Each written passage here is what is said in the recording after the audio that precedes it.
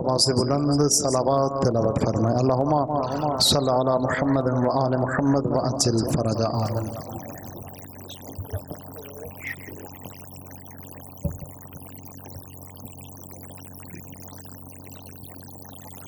صلوات پر محمد و آل محمد. اللہم صلی علی محمد.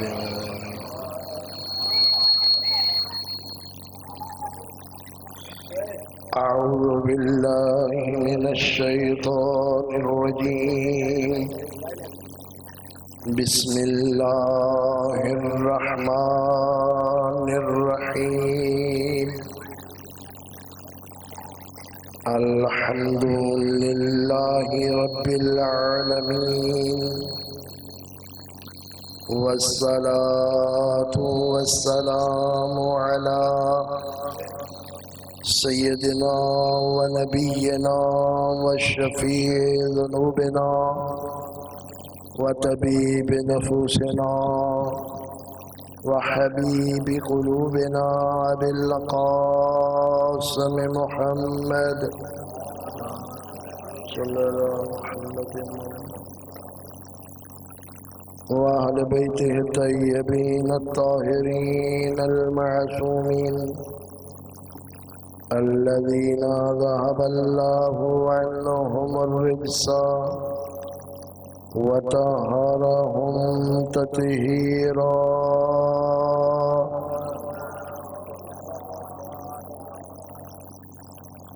ولعنة الله على أعدائهم وغاصبي حقوقهم ومنكري فضائلهم. أما بعد، فقد قال الله سبحانه وتعالى في محكم كتابه المجيد وهو أصدق الصادقين وقوله الحق. بسم الله الرحمن الرحيم. وأنذر عشيرتك الأقربين.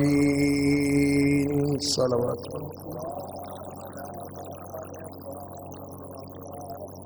خداوند عالم آپ کو زندہ و سلامت رکھے اور تمام پریشانیوں اور مصیبتوں سے محفوظ رکھے. آپ کے گھروں کے اوپر اپنی رحمتوں اور برکتوں کا نزول فرمائے. آپ کی مرحومین کی مغفرت فرمائے. حاضرین محفل کے جتنے مرحومین ہیں، بانی مجلس کے جتنے مرحومین ہیں، ہمارے جتنے مرحومین ہیں، ان سب کی مغفرت فرمائے. اپنے اپنے مرحومین کو یاد کرتے ہوئے بانی مجلس بالاخص میرے بھائی چودھری محمد طفیل کے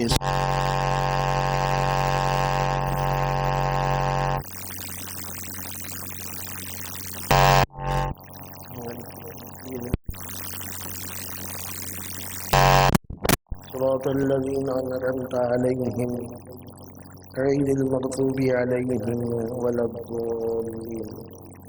بسم الله الرحمن الرحيم. قل هو الله أحد الله الصمد لم يلد ولم يولد ولم يكن له كفوا أحد. بسم الله الرحمن الرحيم. قل هو الله أحد الله الصمد لم يلد ولم يولد ولم يكن له كفوا أحد. بسم الله الرحمن الرحيم. قل هو الله أحد الله الصمد لم يلد ولم يولد ولم يكن له كفوا أحد. رب صل على محمد وآل محمد. صلوات بر محمد وآل محمد. یہ مجلس اعضا اصال ثواب کے لیے ہوتی ہیں. ہمارے برادر بزرگ چودھری محمد طفیل رحمۃ اللہ علیہ اور ان کے باقی احباب کے لیے.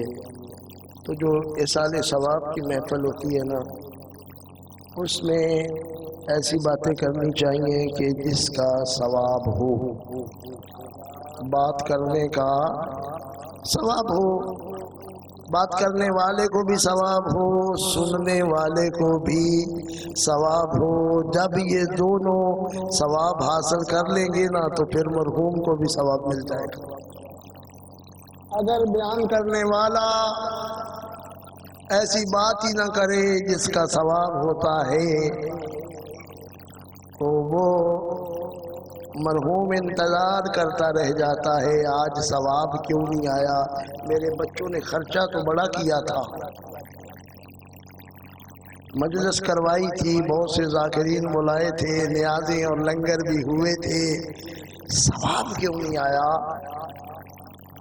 ہمارے ہاں خود ایک مجلس ہوئی اور میرے استاد محترم علامہ سید اعجاز حسین کاظمی صاحب پرنسپل دارالعلوم حمدیہ سرگودا وہ بھی شریک تھے۔ تو میں نے اس مجلس کے بعد قبلہ سے کہا، قبلہ ہمارے مرحومین تو ثواب کا انتظار ہی کر رہے ہوں گے۔ انہوں نے کہا کیوں؟ میں نے کہا انہوں نے جو قصے گھڑ کے سنائے ہیں کیا ان قصوں کا بھی کوئی ثواب ہوتا ہے؟ ثواب ہوتا ہے آپ آل محمد کی عظمت اور فضیلت بیان کریں اور اس میں جھوٹ نہ ہو۔ آپ عظمتیں بنا بنا کے کھڑے اور بتائیں میری قوم، میں اپنے دوست احباب سے مجھے بڑا شکوہ ہوتا ہے کہ 1400 سال سے مجالس سن رہے ہیں، ابھی ہمیں پتہ نہیں چلا شیعوں کا اللہ رہتا کہاں ہے۔ اللہ کہاں رہتا ہے؟ میری مجلس اور محفل اسی طرح ہی ہوتی ہے، کو پتہ چل جائے کہ کچھ ہوا ہے۔ اللہ کہاں رہتا ہے؟ ہماری مجلسوں میں ہمارے خطبہ ہمیں کہہ رہے ہیں یوم عاشور امام حسین نے سر اٹھایا اور کہا اللہ تو نے امتحان لینا ہے، میں نے امتحان دینا ہے، تو نے اگر امتحان دینا ہے تو نیچے کربلا میں آ جا۔ یہ کربلا معلیٰ اور عرش معلیٰ اس لیے ہے کہ عرش معلیٰ وہاں اللہ رہتا ہے اور کربلا معلیٰ میں اللہ ایک دن آیا تھا۔ یہ کیا ہوا؟ ہماری غیرت کو للکارا ہے اور ہمیں کہا ہے کہ تمہیں دین کا کچھ پتہ نہیں ہے۔ وہ خطیب ہمیں جھنجھوڑ رہا ہے کہ تمہیں کچھ پتہ نہیں ہے، ہزاروں کا مجمع ہے اور شیعوں کے نظریے اور عقیدے کی مخالفت کر رہے ہیں اور ہم نعرے مار رہے ہیں۔ صلوات پڑھ لیں محمد والے محمد۔ تو یہ مجالس ایک درس ہیں، لیکن ہم درس حاصل نہیں کرتے، سنتے ہیں، صرف غور نہیں کرتے۔ غور کریں گے تو پتہ چلے گا عقل و شعور ہوتا کیا ہے۔ حضرت آدم علیہ السلام کو اللہ نے خلق کیا، جبرائیل سے کہا آدم کے پاس 3 چیزیں لے کے جاؤ، ایک عقل اور ایک دین اور ایک غیرت۔ ایک کا انتخاب کر لے آدم، دوسری دونوں کو واپس لے آنا۔ آدم علیہ السلام کے پاس جبرائیل آئے تو جبرائیل نے کہا ان 3 میں سے ایک رکھ لو۔ حضرت آدم نے کہا میں عقل رکھوں گا، عقل کا انتخاب کیا حضرت آدم علیہ السلام نے، تو جبرائیل نے باقی 2 چیزوں کو کہا کہ چلو واپس چلے۔ انہوں نے کہا اللہ نے ایک بات تجھ سے کی تھی، ایک بات ہم سے کی تھی، تجھے کہا تھا ایک دے کے آنا، ہمیں کہا تھا جہاں عقل ہو وہیں رہنا۔ اور یہ عقل اللہ تبارک و تعالیٰ نے صرف انسان کو دی ہے، کسی حیوان کو نہیں دی ہے۔ اور اگر انسان بھی وہی کرے، نہ سوچے نہ سمجھے،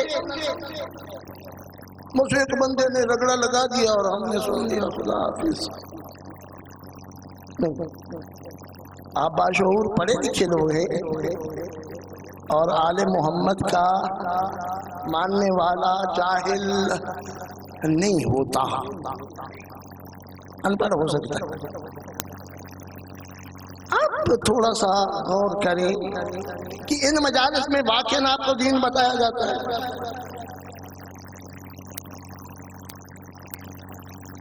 حضرت پیغمبر خدا نے پہلی دعوت اسلام دی کوہ ابو قابوس کے اوپر، مکے کے لوگوں کو بلایا، سارے قبیلوں کے نام لے لے کے، بنو ہاشم آ جائیں، بنو امیہ آ جائیں، تمام 12 کے 12 قبیلوں کو بلا کے پہاڑ کے اوپر کھڑے تھے اور یہ لوگ نیچے کھڑے تھے۔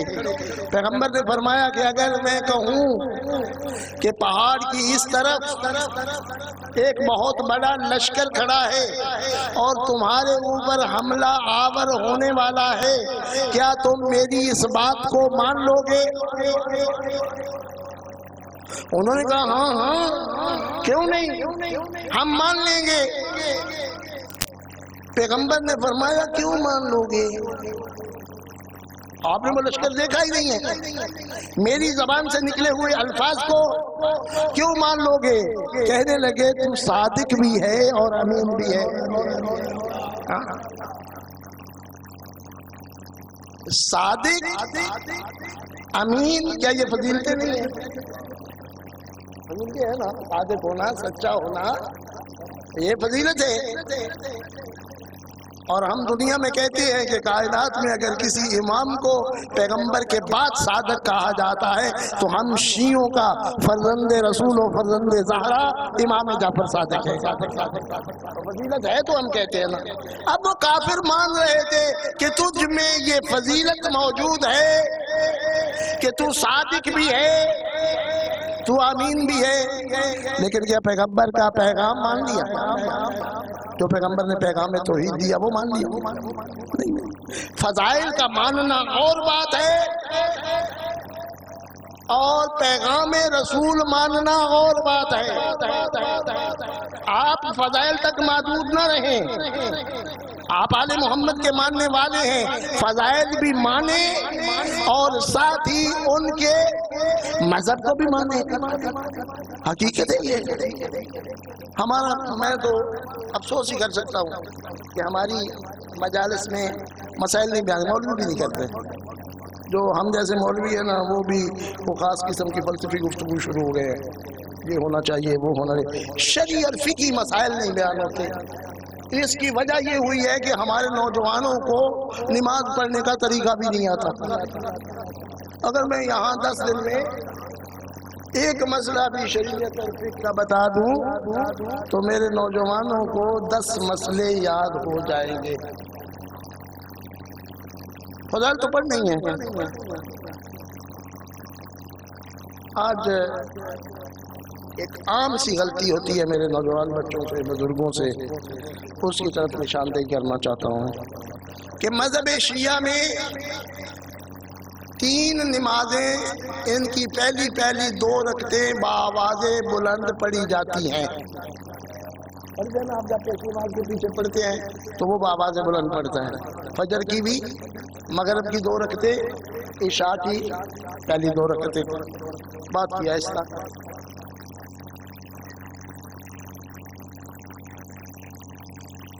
یہ فقہی مسائل ہے۔ اگر کوئی شیعہ جان بوجھ کے مغرب و عشاء اور فجر کی نماز ایسا پڑھے اس کی نماز نہیں ہوتی۔ بڑا مشکل ہوتا ہے یہ مسائل بتانا، کیونکہ پھر مولویوں کے پیچھے ڈنڈے ہوتے ہیں، بھائی تو آیا تھا اتنا محرم سنائے یا سب نمازہ پڑھائے۔ میرے عزیز یہ شرعی مسئلہ ہے، فقہی مسئلہ ہے۔ سنی بھی ان کے پیش نماز بھی امام جو انہیں کہتے ہیں وہ بھی یہ 3 نمازیں بآواز بلند پڑھتے ہیں۔ ہمارے شیعہ علماء بھی، ائمہ مساجد بھی یہ 3 نمازیں بآواز بلند پڑھتے ہیں۔ ظہرین کی نماز ایسا پڑھتے ہیں کسی نے کبھی جرأت نہیں کی مولوی صاحب ایک ہی چکر چلائے یا نہیں، بھئی اے ترائے نمازاں اونچیاں تے اگلیاں ایسا کیوں بھائی؟ اگر یہ پوچھ لے تو ہمارے علم میں اضافہ ہوتا چلا جائے. خود پیغمبر خدا فرماتے ہیں السوال مفتاح العلم، یہ سوال کرنا علم کی چابی ہے. آپ پوچھیں گے تو بتاؤں گا. میں کئی مرتبہ کہتا ہوں کہ ایک دوست ملے مجھے کہیں بڑے عرصے کی بات ہے، انہوں نے مجھ سے پوچھا رمضان کے آخری دنوں میں فطرہ کتنا ہے؟ فطرہ کتنا ہے؟ میں نے کہا آپ اپنے مولویوں سے پوچھیں. ہمارے اور اہل سنت والجماعت کے فطرے میں فرق ہے. ہم 3 کلو دیتے ہیں، وہ 2 کلو دیتے ہیں، 1 کلو پورے کا فرق ہے. میں نے کہا آپ اپنے مولویوں سے پوچھیں. اس نے کہا جی میں شیعہ ہوں. میں نے کہا میں اس گاؤں میں 7 سال سے رہ رہا ہوں، میں نے نہ تمہیں کبھی مسجد میں دیکھا ہے نہ کسی جنازے میں دیکھا. کیسا شیعہ ہے تو؟ مولوی دی گاؤں کا مولوی نہیں جانتا کہ تو بھی شیعہ ہے. مولوی تو جاننا چاہیے نا. کبھی ختم تھے، کبھی کئی ڈرتے ہیں. یہ میں پوچھنے چاہیے. مگر بات کر رہا تھا کہ کوشش کریں کہ مسائل شرعیہ ہمارے ان بچوں کی بھی ذمہ داری ہے. میں ان سے بھی دست بستہ گزارش کروں گا اس کو تنقید نہ سمجھیں. نہیں میں تنقید کرتا بھی نہیں ہوں، آپ کو پتہ ہی ہے. میں واضح واضح باتیں کرتا ہوں. تنقید وہ کرتا ہے جو چپ چھپا کے کرتا ہے. میں تو واضح کرتا ہوں. ان بچوں کی بھی ماشاءاللہ اچھے لاتے رہیے. ان کی بھی ذمہ داری ہے کہ آپ کو ایک شرعی مسئلہ بتا دیا کریں. جو ذکر میں نے کرنا ہے وہ میں نے ہی کرنا ہے. وہ کسی نے کہا تھا کہ مولوی صاحب وہ فلانے بندے نے کوئی دیو ورد دیو، فلاں بندے نے میرا رزق بند کر دیتا ہے. میں کیا کمال ہے یار، اتنا عقیدہ کمزور ہے تیرا کہ تیرے رازق نے کسی سے آنکھیں لگ کے تیرا رزق بند کر دیتا. نہیں بابا، وہ میرا مالک اتنا کریم ہے، اتنا رحیم ہے، وہ کسی کے کہنے سے نہ آپ کا رزق بند کرتا ہے. جو میرے مقدر میں ہے نا وہ آنا ہی آنا ہے. صلوات پڑھ لے محمد و آل محمد کی ذات کے اوپر.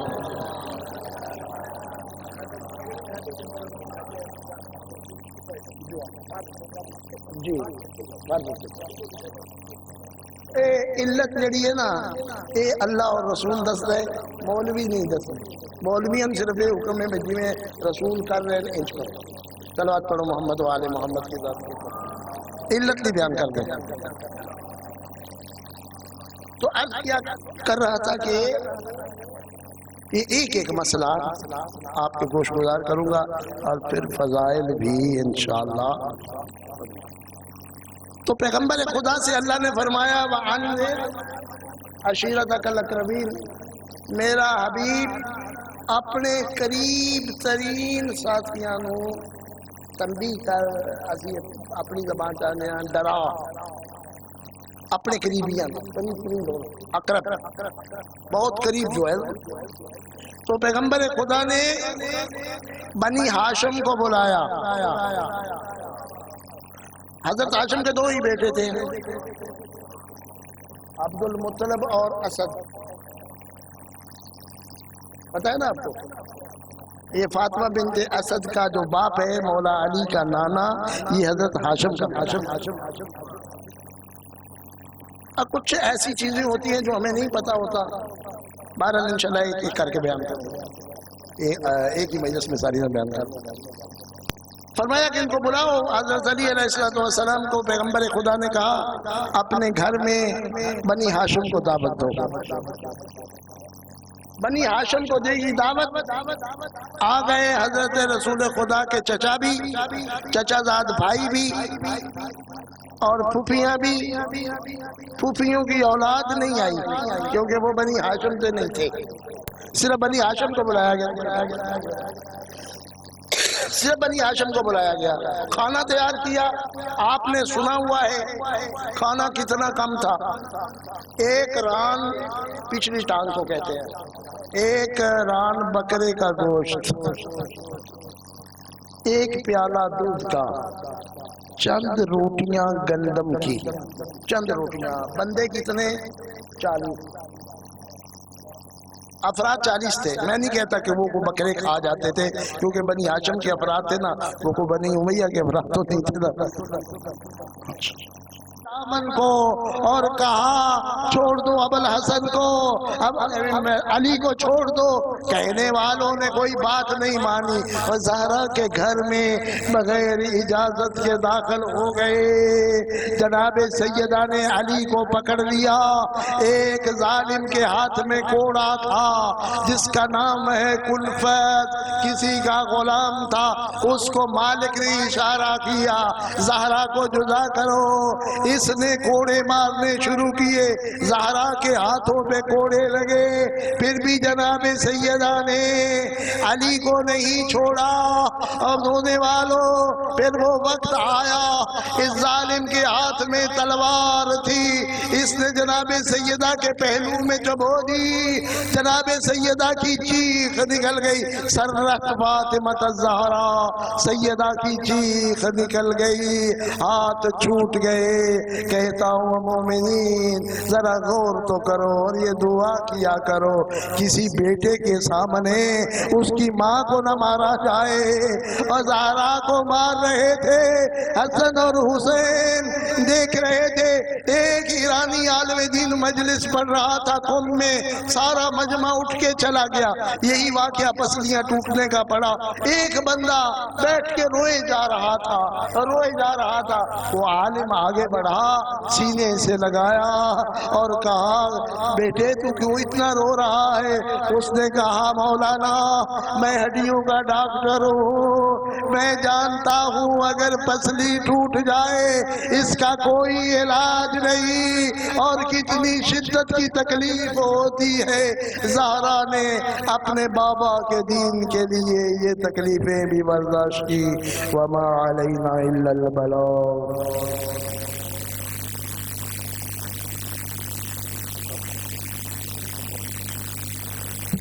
ارمان حسین مسافر دا، ارمان حسین مسافر دا.